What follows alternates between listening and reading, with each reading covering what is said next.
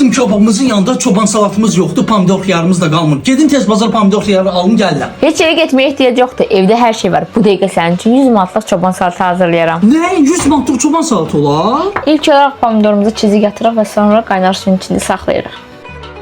Bir neçə dəqiqə keçdikdən sonra isti sudan soyuq suya çıxardıb qoyuruq və qabıqlarını çıxardırıq.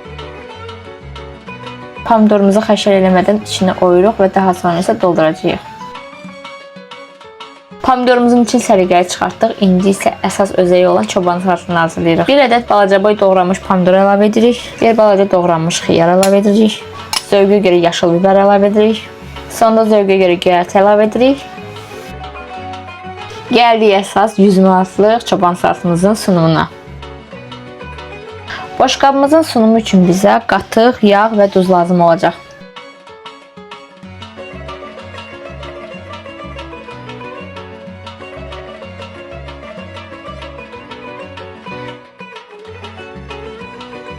Bir fərqi yoxdur. Adi çoban salatıdır da valla. Bəs sənin üçün? Sadəcə olaraq şiş edilmiş çoban salatı, başqa da bir şey deyil.